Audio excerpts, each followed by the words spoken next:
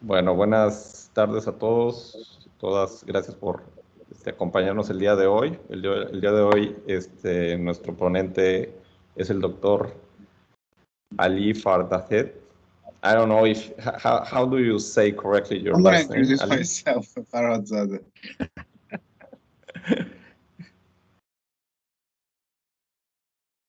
Ali Farhadzadeh.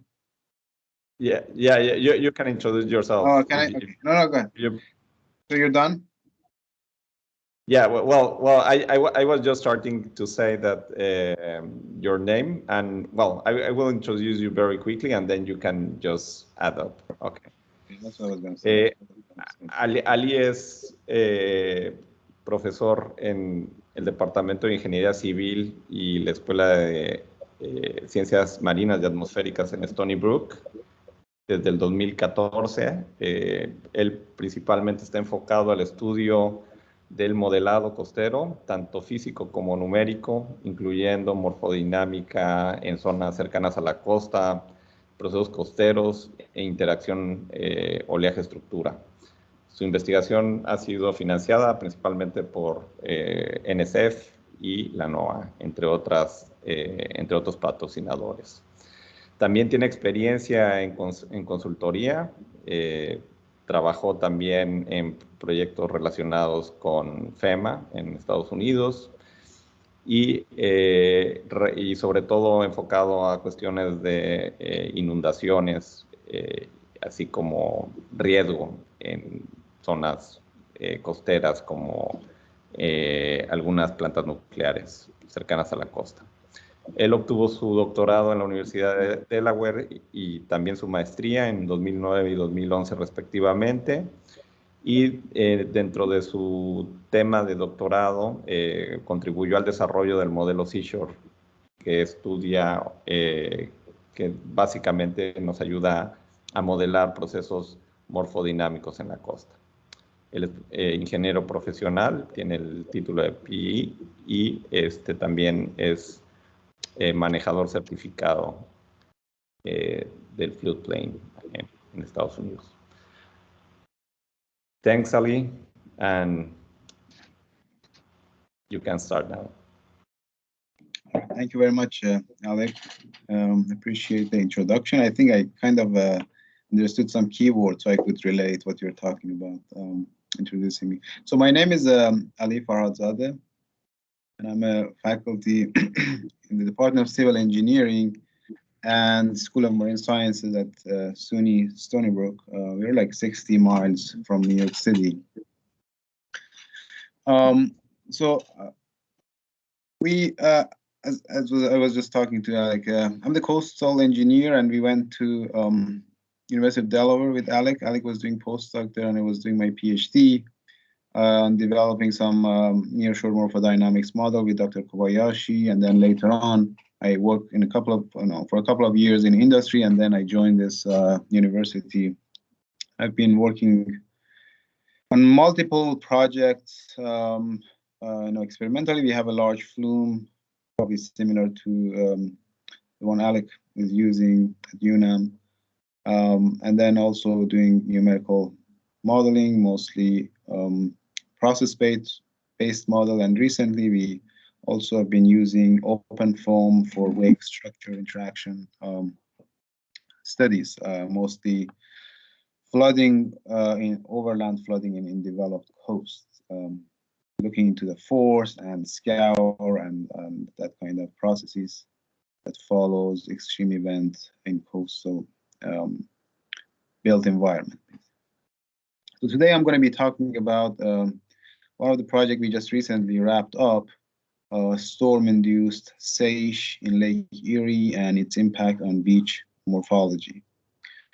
So I'm going to give an introduction of the Lake Erie and the seiching problem and how it basically propagates in the lake, and then the second part of the discussion would be to quantify the impact of seiching on beach and morphology changes on eastern Lake Erie, which is New York State is basically has a border with Canada over there.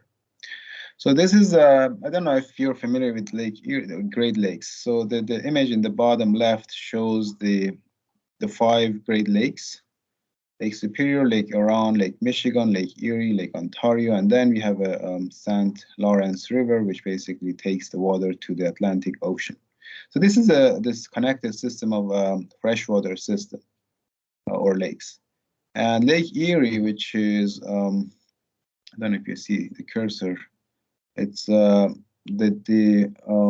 shallowest one here in the middle, is having some interesting features. And some of the facts about this lake: it's about 400 kilometers long, and this picture on the right bottom shows the plan view and also the cross-sectional view of the middle of the lake, basically.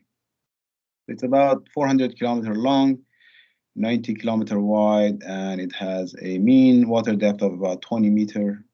It's pretty shallow compared to the other lakes. And then about other information about the volume and so on. So I'm not going to get into all these details, but the 2 important features that we need to notice and remember from now on is this is a shallow lake, and the direction of its longer axis, which you can see from southwest to northeast, is along with the predominant wind direction. So it's a shallow lake, and the wind is propagating, or main direction of the wind is along its longer axis. And because of that, and also it's located in a cold area, you have ice coverage. It's shallow, it freezes pretty quickly in winter, and then warms up rather quickly when the weather gets warmer. And the cross-section of the lake shows that it has 3 basins.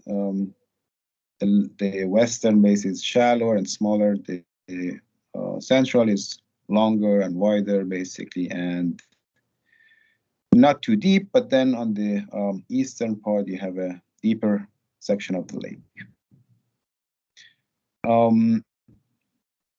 So this predominant wind direction basically leads to, having a shallow lake leads to kind of bathtub oscillation. We call it seiching. I'm going to explain a bit more later. And it's, again, located near the border of Canada, and because of the weather, the climate, basically, in that area, you have a lot of years of ice coverage. So the image on the top basically shows the percentage of ice coverage over the past 30, 40 years. And there are only like 7 winters up to 2019, basically. We need to look into the recent year, the past 2 years. I don't have the data here, but so mostly we had more than 75% ice coverage, except for these 7 winters where the weather was pretty warm and the ice coverage was, lowest historically. And you can see that these are happening more frequently in the recent years. Since 1990, basically, you have 6 of these warm winters. And the bottom figure shows the percentage of ice, average ice for the whole Great Lakes, which is around 50%. So Lake Erie is significantly more ice covered compared to the other lakes in the area. I mentioned the wind direction being along with the lake's longer axis, and that leads to this kind of oscillations, which we call seiching, and it's a French word. It means just swing back and forth, like bathtub oscillations.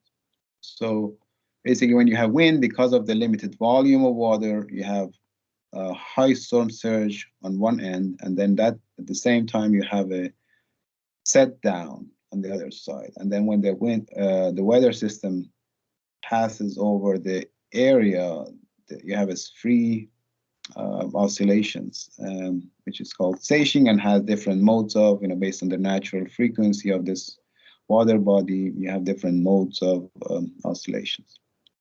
So this seiche had some historical implication. In 1844, it led to a sudden flooding in Buffalo, killing 78 people and destroying a tall seawall.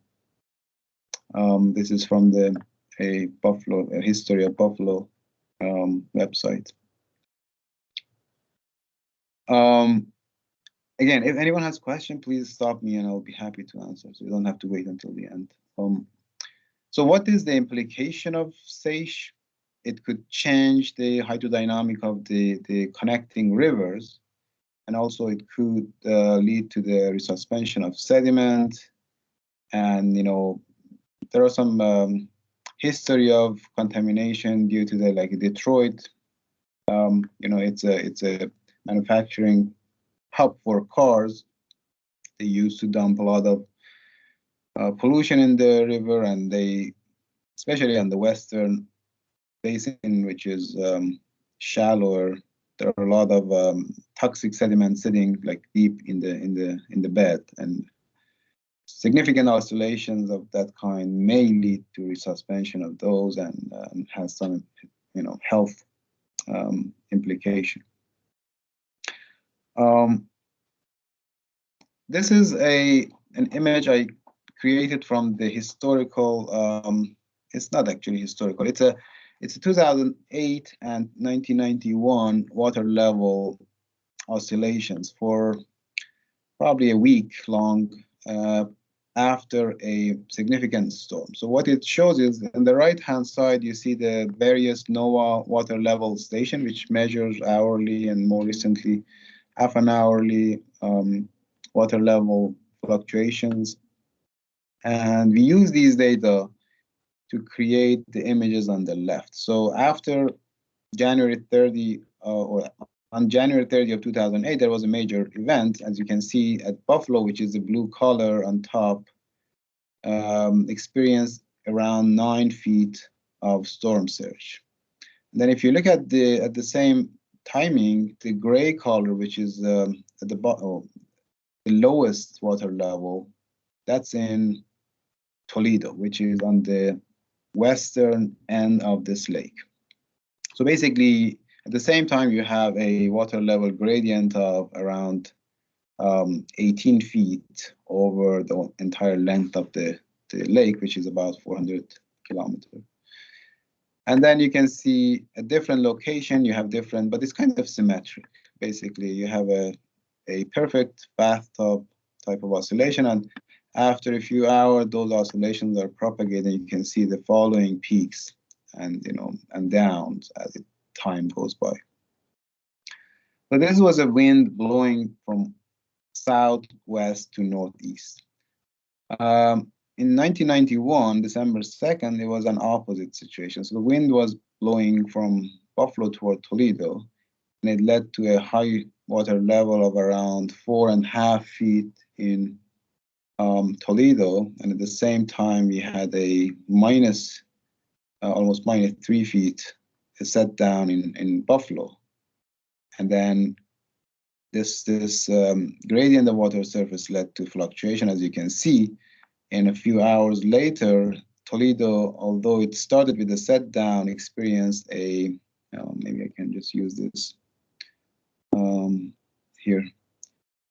You see, so it started to set down, and then that led to a large setup of about 4 feet. So people in Buffalo first saw the water going down, and then a few hours later, they experienced a large setup. So this is again a perfect seiche example in this lake. So in order for us to analyze the frequency and the principal modes of oscillations, and for any free body, basically, you can have in solid mechanics as well. But in our lake water analysis, we use spectral analysis and also cross-spectral analysis to identify the main modes of fluctuation for seiche. And this is showing the long-term water level spectra, basically, at low frequency. And the horizontal axis here is cycle per day. So, and you go up to 8 cycles per day. So basically up to 4 hours. Is that 4 hours? 8 cycle would be 3 hours, right? Something like that. A period of oscillations. So based on the data, we have these 4 modes of oscillation where the energy is basically constant. You can also see at 1 cycle per day here, there's a little spike, which is a tidal oscillation. You know, in lake, we don't have much tide, just a bit oscillations.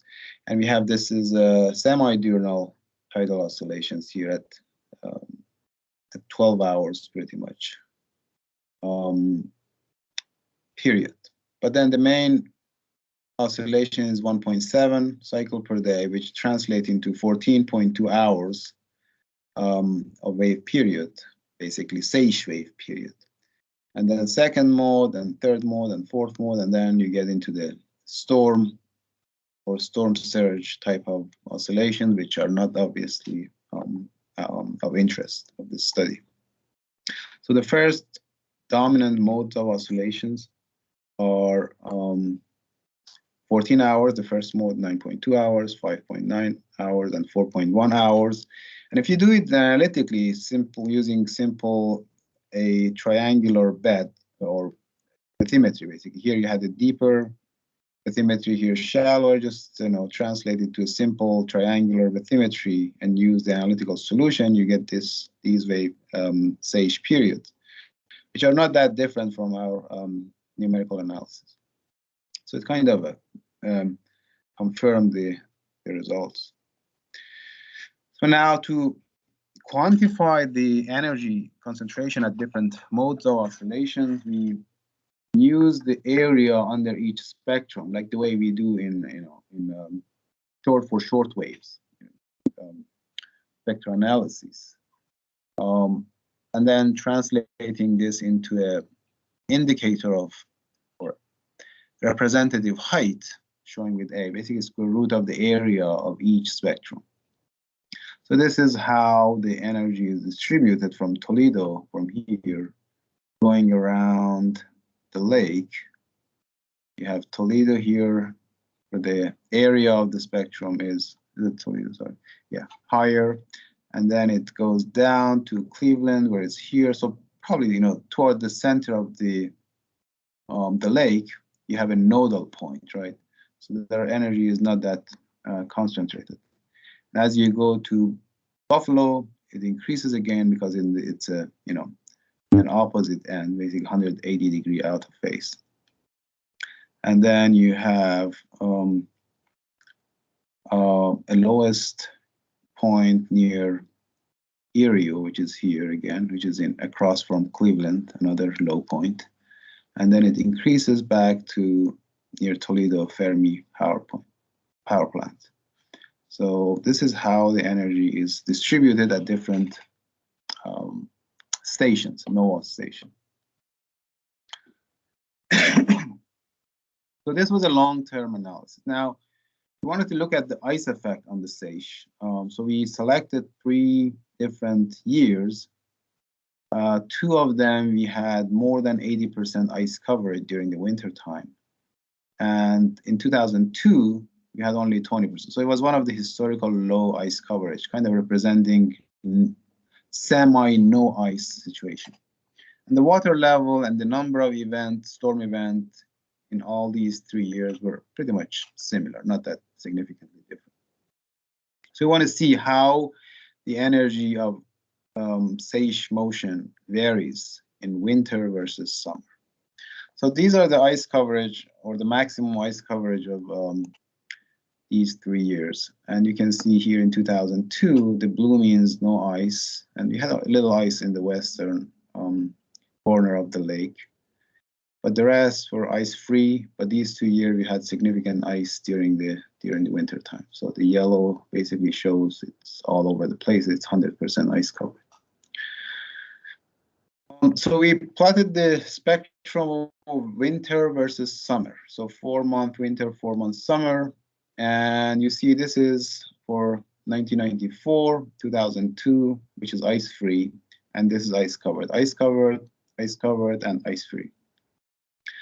And the dashed line basically shows the spectra for winter, and solid shows spectra for summer. Here, the winter is less than summer. You can see different stations. Similarly, in 2009, the summer and winter were not that different, but in 2002, the winter was much higher, obviously. You know, in all years, we had similar number of storm events, but the energy associated with low frequency motion during the winter of 2002, which was, you know, low ice coverage year, we had a higher low frequency oscillations associated with the seiche than what we had for the summer of that year. And this again, with the same approach, measuring the area under each spectrum, we plotted across different stations, and you can see the dashed line is winter of 2002, which stands higher than any other years. And in other years, you see the summer is, where's that? So here, the winter of 2002, and the lowest one, which is the black, solid black, is the winter of 2002. So definitely you see a significant difference between the low frequency oscillations of winter versus summer, which is something we expect. In winter, you have more storm than summer, so the lake is more fluctuating and you should have more energy. But it is not observed for the years when we had ice coverage, significant ice coverage on the lake. So in those years, for example, the red one, which is the winter, and summer is the solid red of 2009, and the dash red is the winter of 2009. You see the summer has a higher energy. But again, at different locations, they may overlap, but overall, not much different between summer and winter of the ice-covered years. So definitely you can see the effect of ice on low-frequency oscillation, at least based on the fluctuation level. So we also did the cross-spectral analysis, basically taking Toledo as a reference point and trying to cross-spectrally correlate different stations with this reference station and see how much out of phase or how much coherence we can see in terms of fluctuation at low frequency motion between each station or every station compared to the Toledo as a reference station. So the plots here basically shows the phase and coherence of different station in 2002, phase and coherence of different station in 1994, and the same with 2009. So when they're 180 out of phase at the low frequency, basically means, you know, if when Toledo is low, for example, let's look at this one, Toledo and Buffalo. Buffalo is high, so they're 180 degree out of phase, but the coherence is pretty high. See here.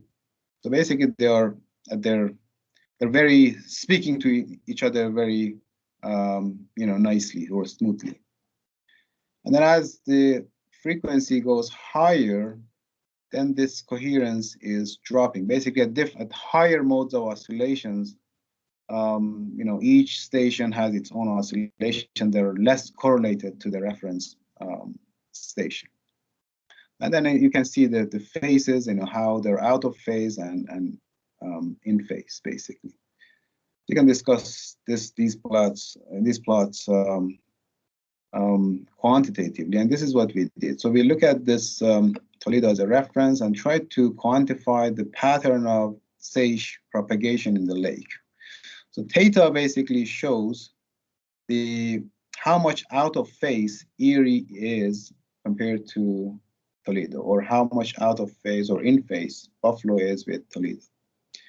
And then T shows the time required for the seiche motion to propagate from Toledo to these stations. So basically here what it says is Erie is around 150, 60, different years. It changes a little bit, but around 160 degree out of phase compared to Toledo. And it takes about 6 hours for the first mode of oscillations to propagate from Toledo to Erie. So basically from Toledo all the way to Erie here. When you look at Buffalo, it takes about 6.58 hours, less than 7 hours. and they're 160 degree out of phase. So as you go toward basically all around the lake, Fermi power plant, where it's close to this Toledo reference station, we have around 360 degree out of phase. And it takes around 14 hours, which is similar to the first mode of oscillations that we extracted from the spectral analysis. The other thing you can notice here is, winter, let's say 1994, it takes less time for the first mode to propagate from Toledo to Erie and all other stations than summer.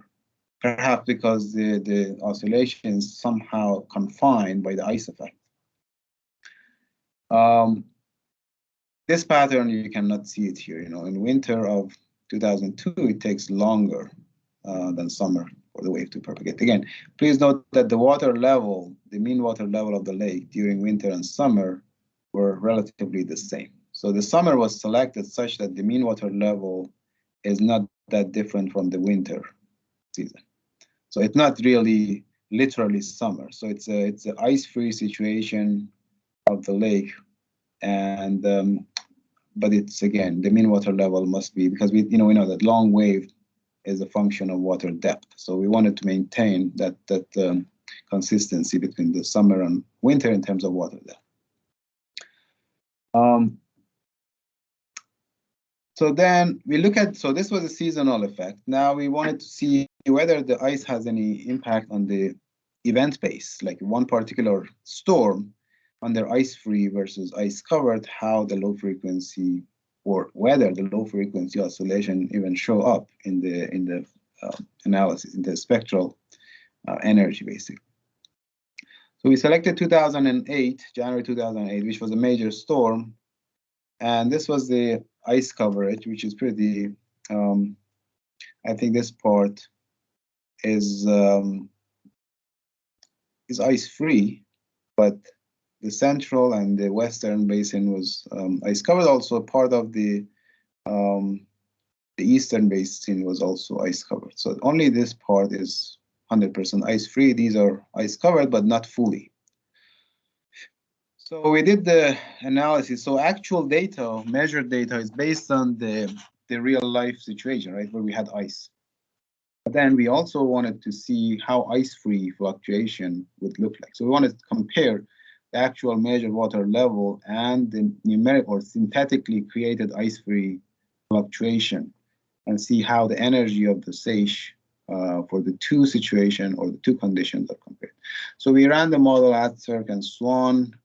You can see the grids, and that's for 8 days of storm. We did the validation. They're pretty nicely. I mean, obviously, we didn't validate for that particular year because the water level and weight and everything was based on the ice-covered situation. So we selected different years, 2 different years, 1995 and 2002, and look at the 2 different events and try to see how model these 2 years were ice-free years. So we want to see how Cirque and Swan model basically works and validate the model, and they're pretty good, except for like a direction and period, which are always issues. They're not, the data are not that high quality for these 2 parameters. So this shows the spectra of the actual measured water level based on the ice coverage situation that we had, and then the solid line shows, or the dashed line shows the numerically created fluctuation, or the seiche, where we had ice-free situation. So we didn't include any ice in our model. A different station, and we quantified these the same way we did, and you can see when we have ice cover, the model shows a higher fluctuation than the actual measured one, which was ice covered. So the ice again appears to suppress the low frequency oscillations, even at the event based, not long term. Any questions so far? To recap the findings, so we identified different modes of fluctuation for the lake, and then we identified the the highest level of fluctuation happened in Toledo, where there's typically ice covered in winter. And then it appears that the ice suppresses the low frequency oscillations. And what else? We have important stuff. So that the ice effect appears in both long-term and event, or seasonal and event scale fluctuation. So now we want to see in the next, the following study, we want to see now what is the implication of these fluctuation for morphodynamics of the lake.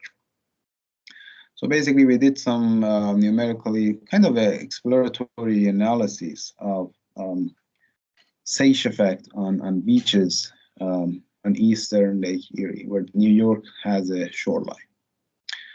So what we did was basically we did the numerical modeling under two different scenarios. One using the actual water level and waves. The second one was under hypothetically seiche-free water level. So basically we desaged the water level using some sort of bandpass filter, and then we ran the X-beach model under both situations, and we quantified the difference between the two scenarios. So to do that, we selected this portion of the lake, a stretch of about 2 kilometers, which has a relatively straight shoreline, sandy beach. It's a public park, woodlawn park in south of Buffalo. And we used the Atzerk and Swan model to generate wave and water level boundary condition for a duration of 1 year. So we simulated the wave and storm surge for 1 year, and we provided the input boundary condition to X-beach using from the output of Atzerk and Swan.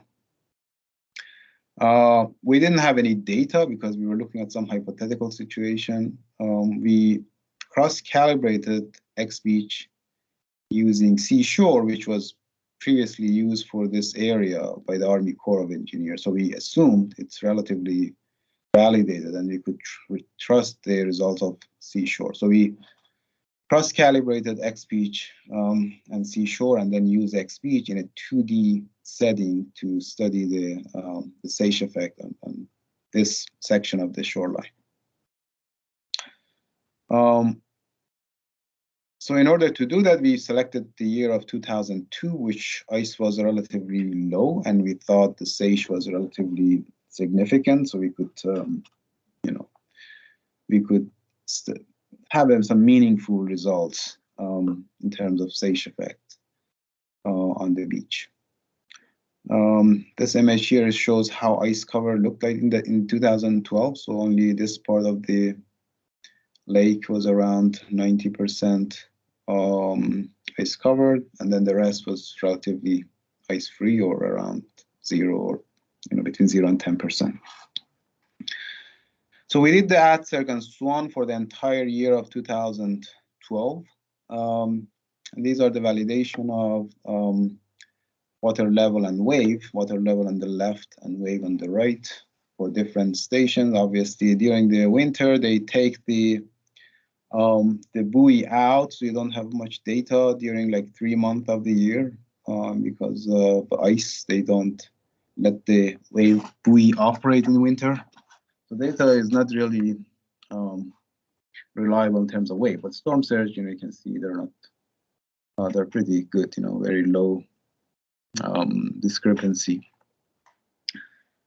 So this is showing the cross calibration of the the X-beach and seashore in a 1D setting. So P1 and P2 beach profile, and then we look at different mesh size, and we kind of saw the difference between different mesh size are not significant, and the predictions are relatively similar in terms of beach response to an event. This event was like I think 6-month event.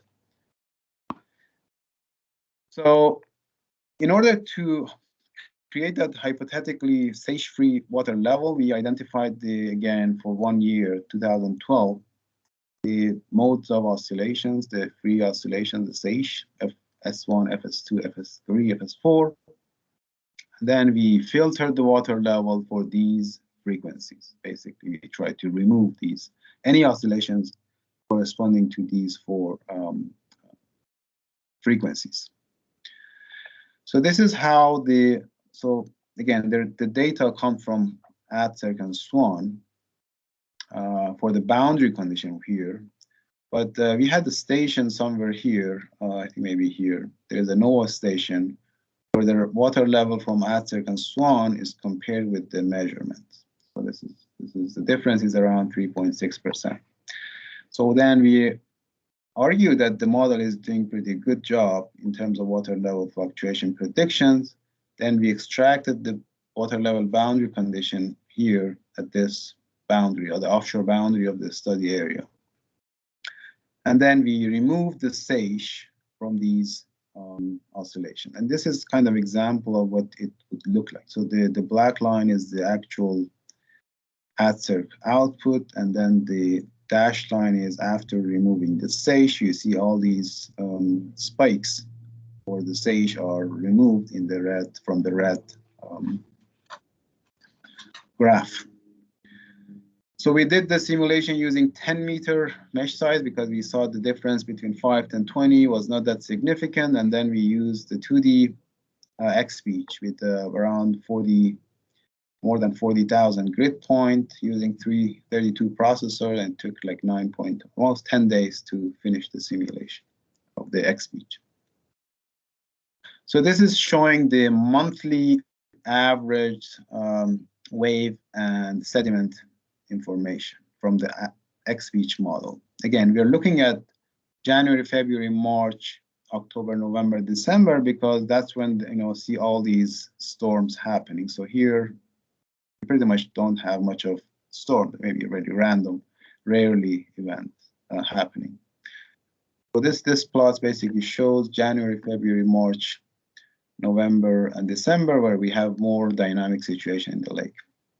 So this is a monthly average HRMS, monthly average wave direction theta, monthly average wave-induced current, and bed load, and sediment, also suspended sediment load, and the change in the bottom, basically the final bed minus the initial bed.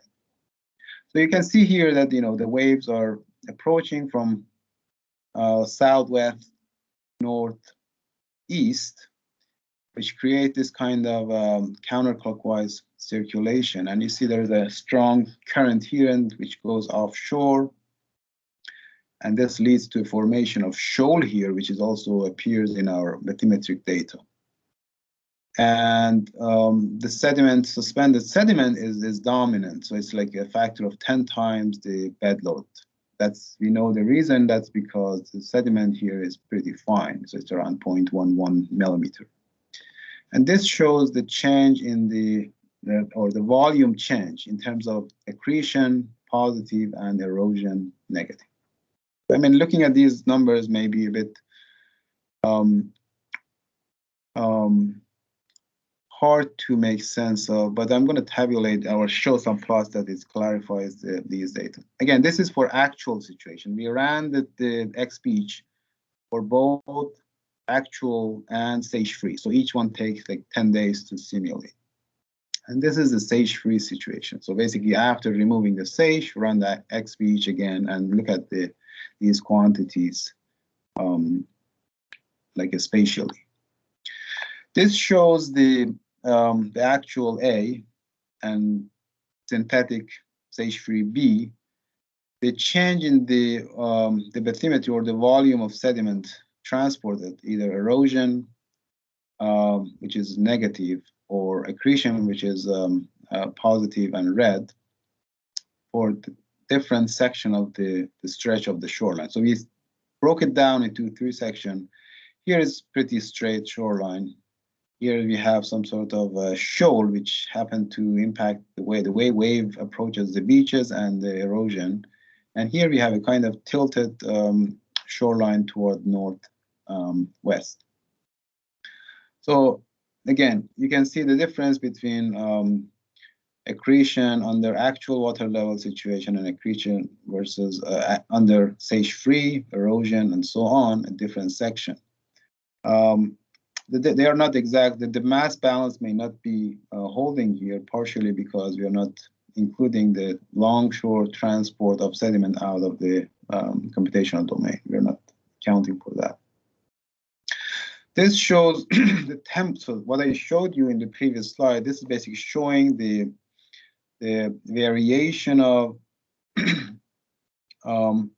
accretion and erosion in different months. Again, volume of sediment transported for the entire area in different months. So you see the most dynamic years or month are around January and November and December.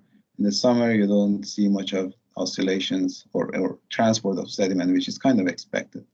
But this one shows the difference between the actual and sage-free accretion and erosion. So the black line basically shows accretion, and the dashed line shows erosion.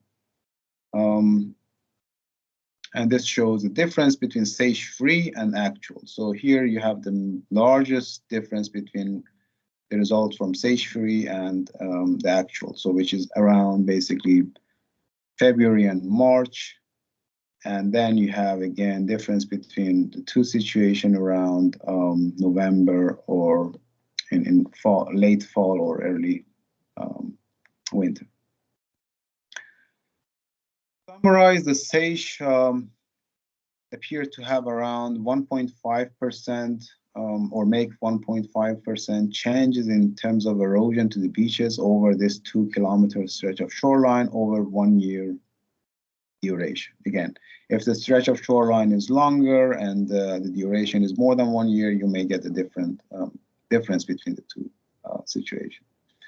And the main portion of the seiching-induced sediment transport appear to be suspended sediment, again, because the sediment is pretty small, fine. And we see that the sediment or the current and the sediment transport is also kind of consistent with the direction of the sage propagation. As you remember from my earlier slides, we had these cross correlation which show there's a counterclockwise pattern of oscillation in the lake due to the sage, and this happens to lead to current have a similar pattern in a counterclockwise direction.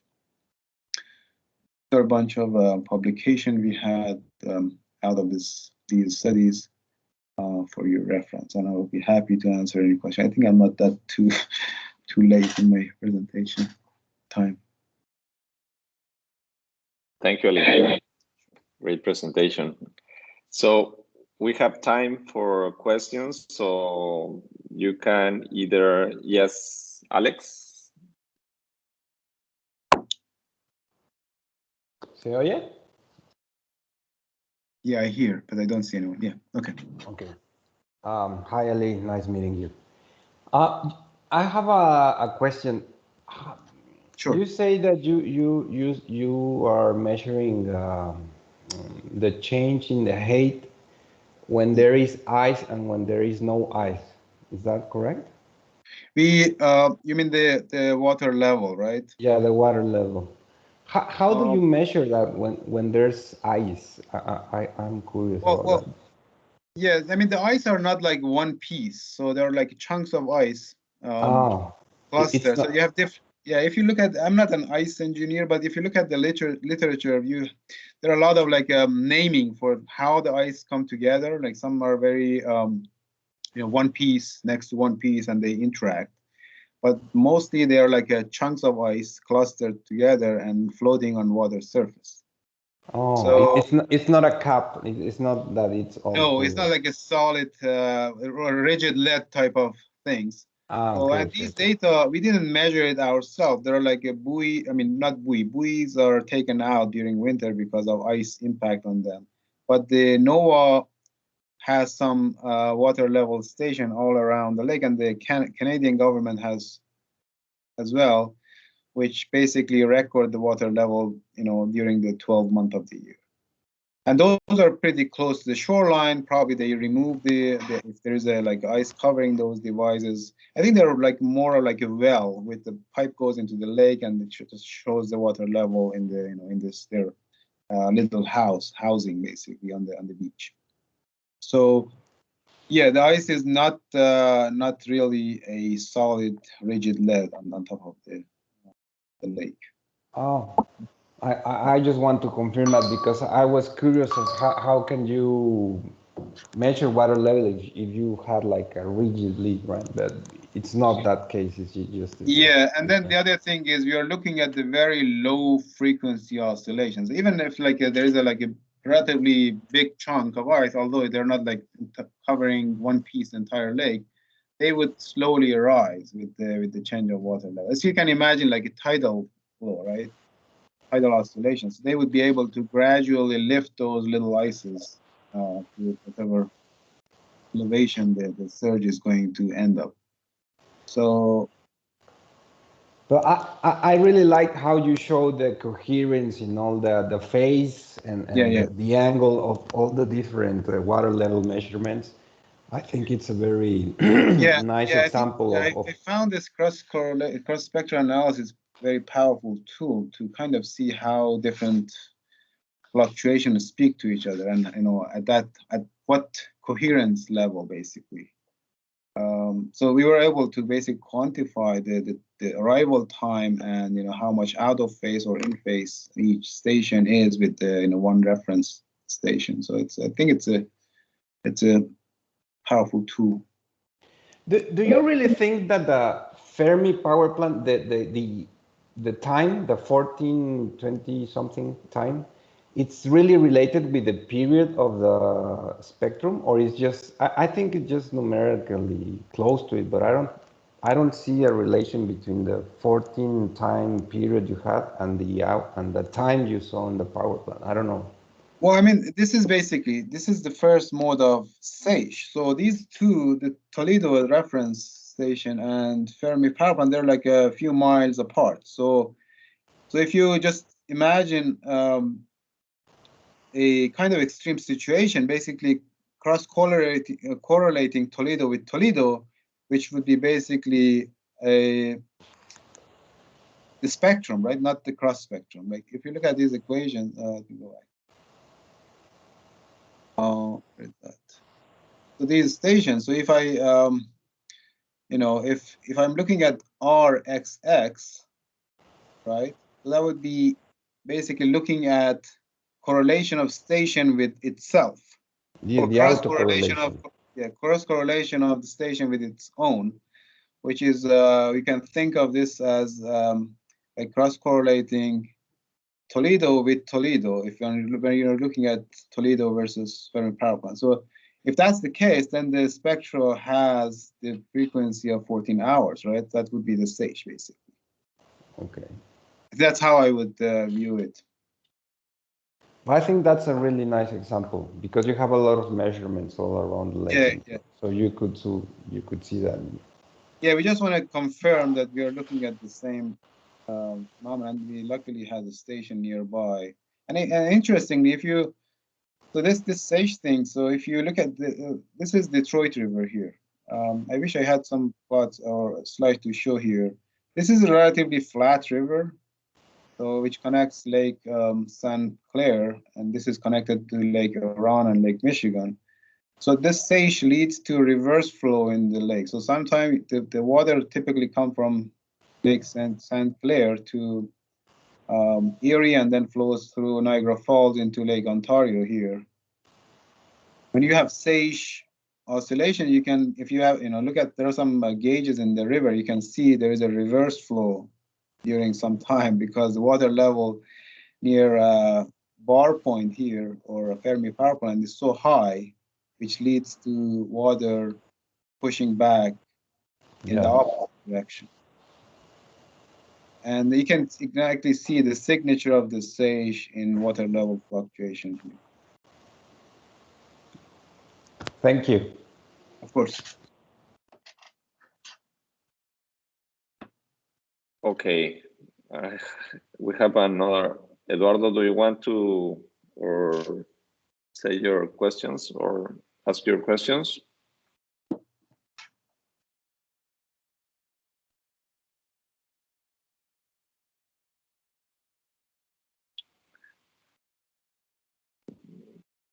Okay, there are a few questions in the chat, Ali. I don't. Where is the chat? I can't see. Okay, so it's right. It's close to the right hand to the symbols. It's just like a dialogue.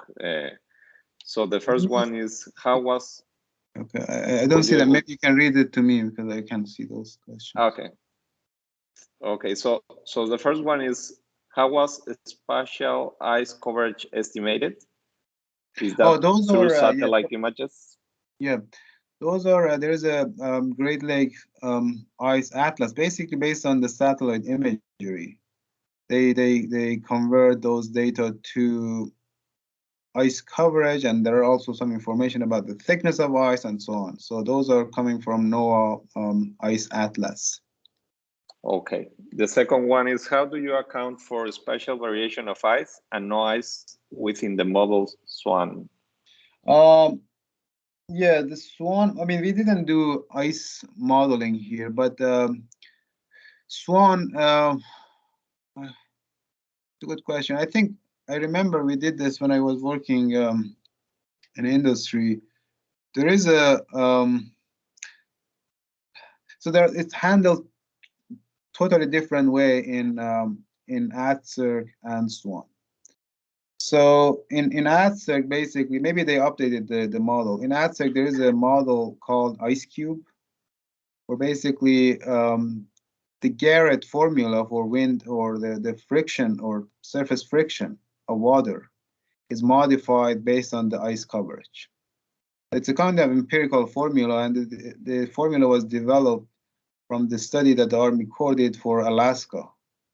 And based on the different percentage of ice, they came up with some empirical coefficient to modify the friction coefficient of the between the wind and the water surface, basically.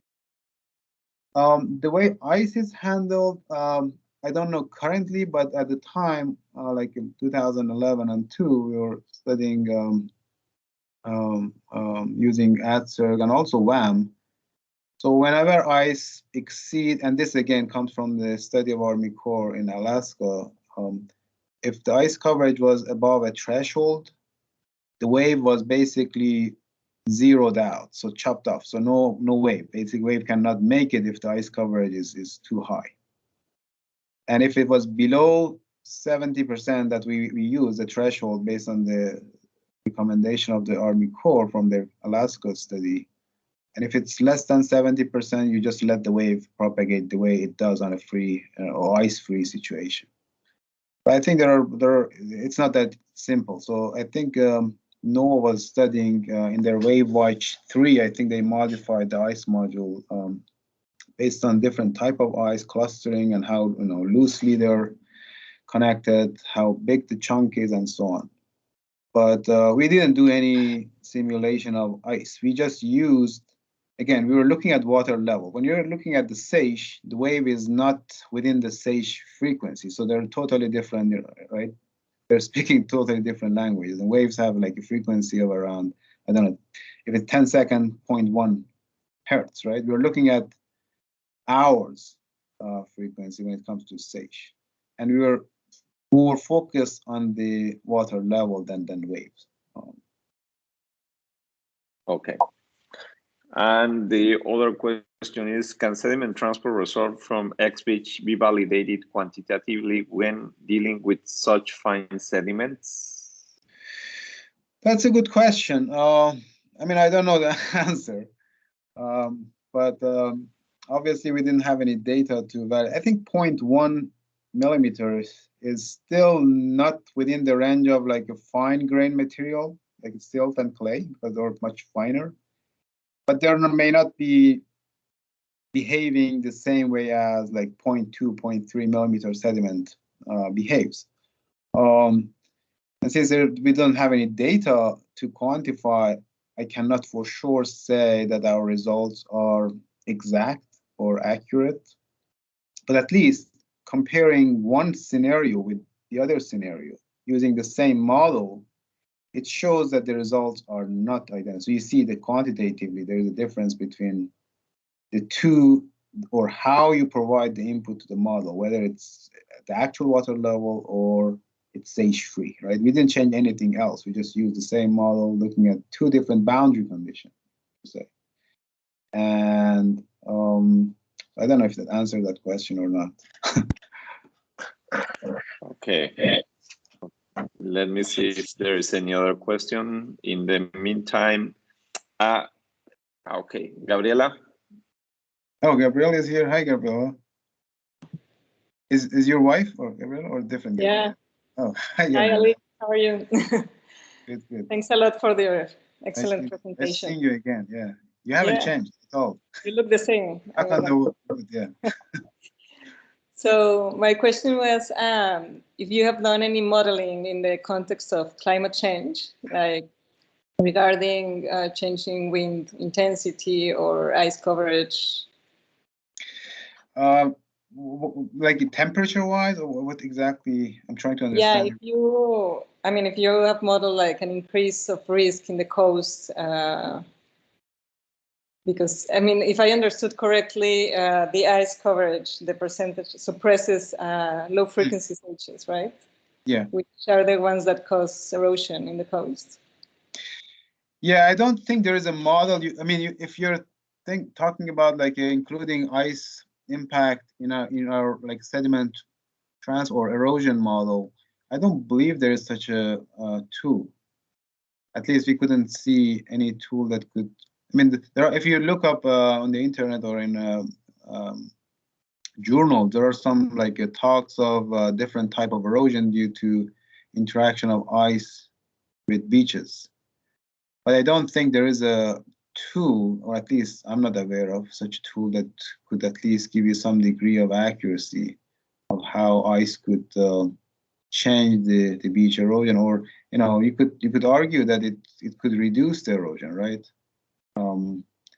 Yeah, I was thinking more than you have seen like in the recent years, like a decrease in ice percentage cover, right?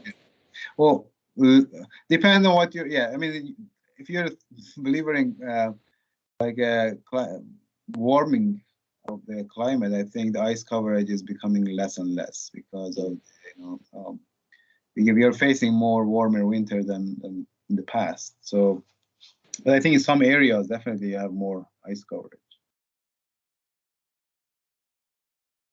I don't know. Does that answer your question? Probably not. Yeah, kind of. Thank you. Yeah, sure. I don't know if you noticed this image that I shared here. So this basically shows the percentage of ice coverage. Like 100% is obviously means you have the lake fully covered, and you see there are more like less than 40% or around 40 and less than 40% ice coverage in the past 10-20 years.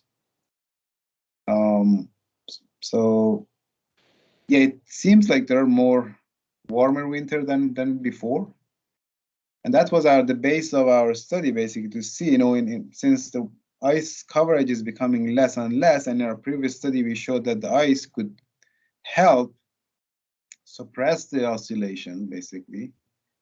What would the warmer climate mean in terms of beach erosion? Basically, now the ice doesn't exist. You have more fluctuation of seiche, and whether you should expect any changes to the to the typical beach response in a particular location. At least for this case was Lake Erie. Does that make sense? Yes. That was more than okay. Thank you. So let's see if there is any other question. Ali, do you make a difference between the seiches and the meteotsunamis? Because meteotsunamis is right now a hot topic, and is my understanding that it depends on the mechanism of probably it's just the difference is, this is like a long wave again, just like tsunami, but the mechanism are definitely different, right? So these are weather-induced low frequency oscillation or long waves. The other ones are driven by different mechanism than weather. So so my question is basically, it's possible that in your data there is a method tsunami. I mean, how deep do you go to the forcing mechanism to say, okay, this is an atmospheric pressure induced long wave, or this is a wind induced long wave? That will be my. Oh yeah, like a difference between like pressure and wind. We don't have any way to. I mean, we could probably just go and look into the data, but we didn't do that because we were not focusing on the mechanism that induced this. But I can, as we speak, I'm thinking we could have gone to the wind and pressure data, and again, and I think they're coming together. Like in that area, we have a weather that is it's called the kind of the storms are coming from the Rocky Mountain and propagating in that direction. So it's kind of a known phenomenon from the atmospheric perspective. And when you have a high wind, you have low pressure. So they're kind of both could trigger the fluctuation. But which one has a higher role in terms of producing this kind of storm surge and the following seiche? I don't know how to separate those two.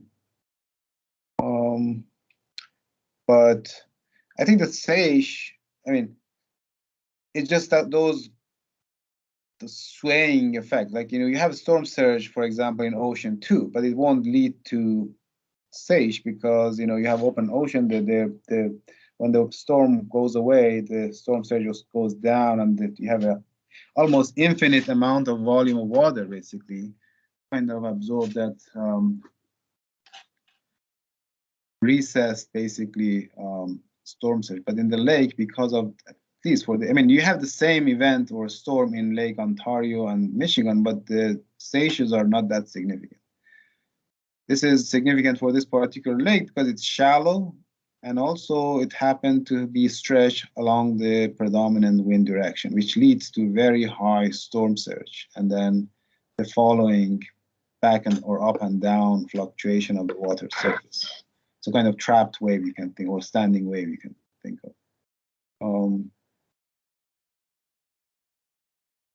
Okay. So let's see if there is no more questions. I thank you, Ali, for taking the time to give this great talk, and I'll see you soon. Yeah, thank you for inviting me, and it's a pleasure to be giving talk to your institution, and good to see you and Gabriella and everybody else. That's great. Okay, so gracias a todos por asistir, y nos vemos la próxima semana. Appreciate it. Thanks, Ali. Good day. Bye-bye. Bye-bye.